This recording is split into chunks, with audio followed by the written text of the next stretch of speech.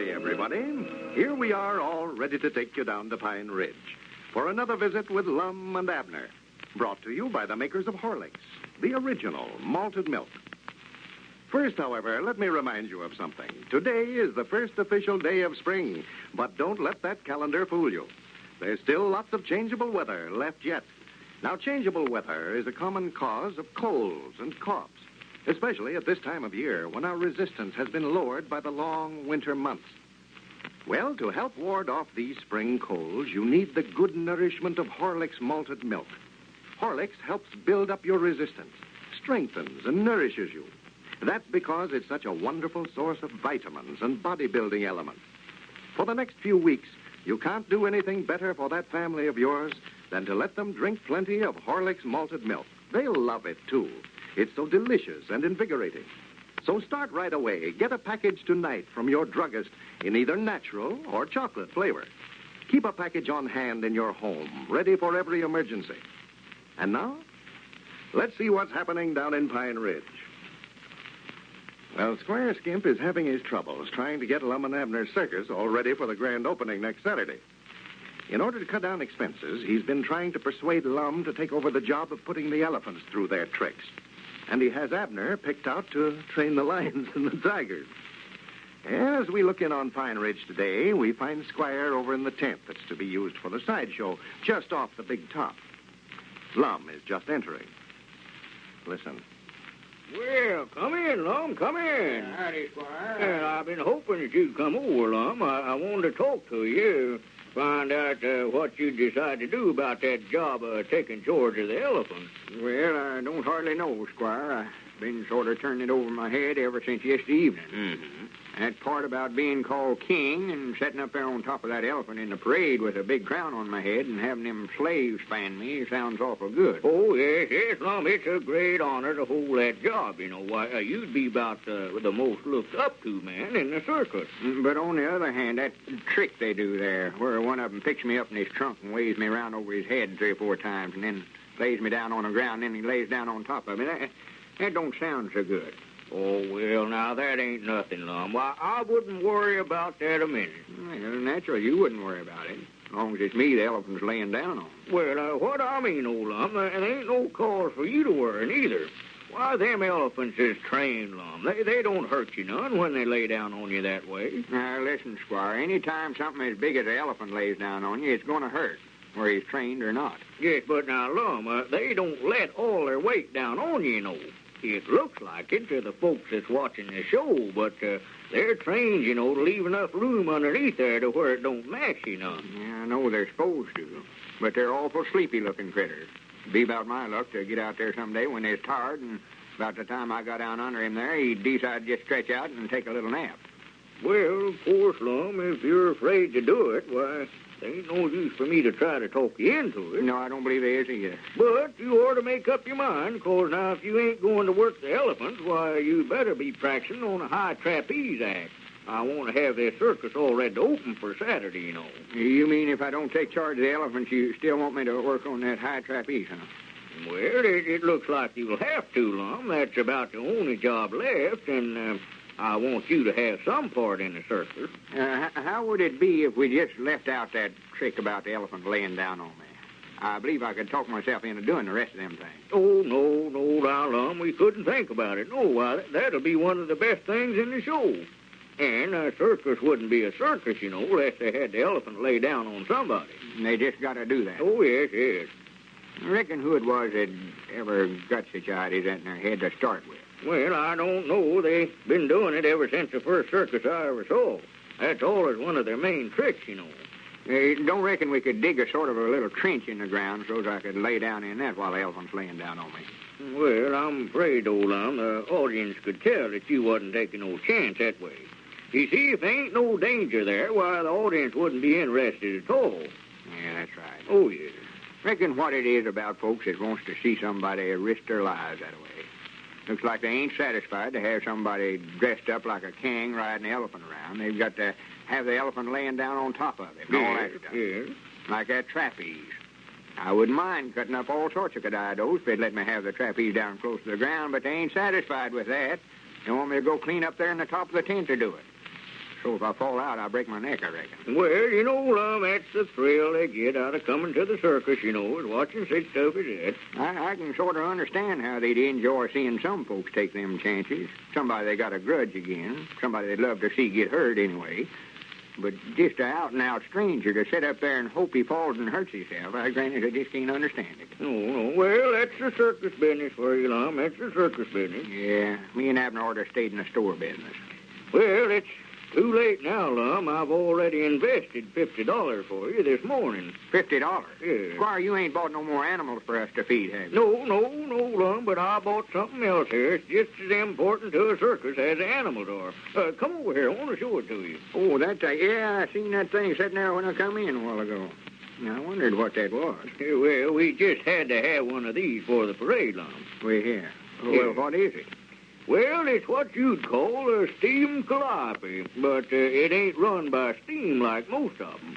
All you've got to do to this one is just turn this crank here, sort of like a grind organ. Well, I do know. Here, wait a minute. I'll show you how it works here. Yeah. See, just turn the crank here on the side.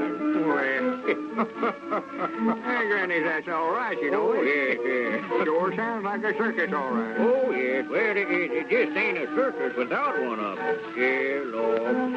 Eddie, I'm standing here listening to that thing. It brings back old memories to me to hear one of them play. Sure does. Ain't that pretty? Oh, yeah, that's fine. I do love them. I sure do. Yeah, I'd love to have the job of turning the crank on that thing. Now, there's something I don't believe there's any danger in. Oh, no. Well, the only thing, Lum, I promised Abner that he could look after the playing of the calliope this morning. Abner? Yeah.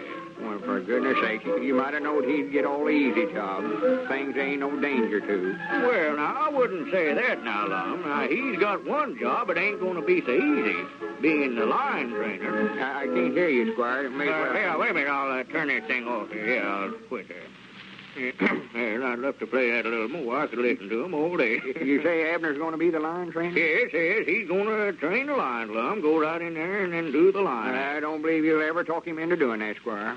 I can tell you that right now. I just don't believe you can. I could tell that just the evening when I was trying to talk him into it myself. Why, that's all settled, Lum. He come down here this morning and told me that he decided to take charge of them. You mean that Abner's going right in the cage with them lions and tigers? That's what he said. Him and Cedric's been back there all morning. I guess that Abner is staying around them all he can, so as to get them used to him. Granny, let's go back there, Squire. I'd sort of love to talk to Abner a little before he goes in the cage with them animals. I'm feared I might have had some bearing on him making up his mind to do it. Might have egged him into it. Well, yes, I suppose that you helped talk him into it all right, Lum, but he seemed very well pleased with the idea this morning. Don't know where he ought to do that or not, Squire. That's awful dangerous business. Well, now, Lum, don't you come back here and try to talk him out of it, just that I've got it all settled now. Yeah, but I don't want to see Abner get hurt neither. Whereabouts is he? There he is, back there. Him and Cedric, back there at the tent. Well, I'm glad he's on the outside of the cage. Well, howdy, man. Come on back. I've got these lions here just as tame as house cats. I wouldn't get too close to that cage there, Abner. Too close to it? I'm going to get in it. No, you ain't neither. No, sir. You stay out of there. Oh, there ain't nothing to this training lions, Lum, after a feller catches on to how it's did. Well, now, Abner, you better think twice before you go in there. Recollect, you've got a family dependence on you. There's Elizabeth and Pearl. You got to think about them. Oh, well, I ain't going to get hurt. No, Mr. Abner ain't going to get hurt. Don't you worry about that. We got that all fixed. Well, Abner, I'm glad to see you with so much confidence. You seem to have more confidence than most fellas I know that's been training cats for years. And that's what it takes, too. Don't ever let them think that you're afraid of them. Granny, just scares me to stand around here hearing them hollering that way. No, I ain't a bit scared of them. It's all right, Mr. Abner, if you're ready to go in there now. Oh. Well, I believe I'll just step inside here then and see what old Nero thinks of me. Well, he don't think very much of you. I can tell you that the way he's looking there. He's just watching you like a hawk. Yeah, I believe he's throwing his feet back on him there, Abner, like he might spring. Yeah, come back out of there, Abner, before you get yourself hurt. I don't get I'm right in here with him, ain't I? Abner, you idiot, get out of there. Now, let him go now, Lum. We've got to have somebody to put these lions and tigers through their tricks, Abner, if you don't get out of there now, I'm coming in there. Get out of there now. That lion's liable to jump right on you and tear you to pieces any minute. No, he ain't. No, he can't get to me, Lum. Well, I don't know what's to keep him from it. All he's got to do is just jump on you there.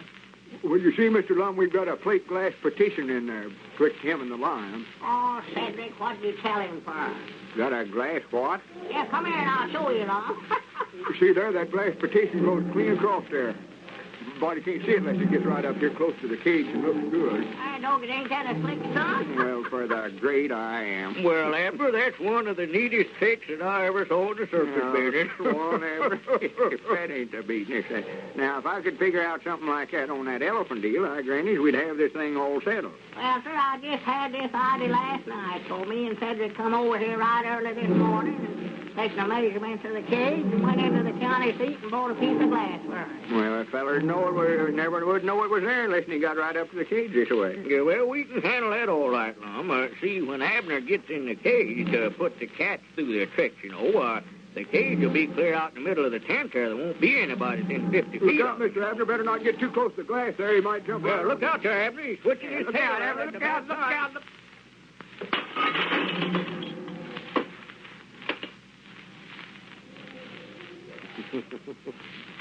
Well, if they get Abner out of that cage this time, we bet they'll never get him back in there again.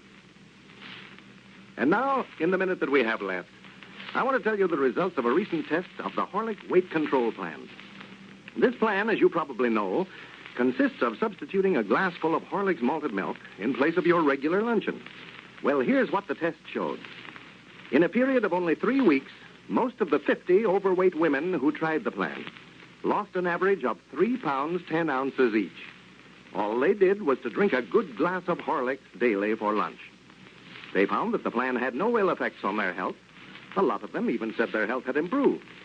They felt none of the weakening after effects, they said, that most reducing plans leave. Now, that's a good point to remember. The Horlick plan is effective, but safe. You'll find that out for yourself when you try it. Just follow these simple directions. Every noon, drink Horlicks in place of the lunch that you're now having. Then, if desired at the fatigue period in mid-afternoon, take another energy-giving glass or dissolve a few Horlicks tablets in your mouth. That's all there is to this popular weight control plan. But, folks, you've got to be sure that it's Horlicks. This is Carlton Brickert speaking for Lum and Abner and Horlicks, who now bid you all good night and good health.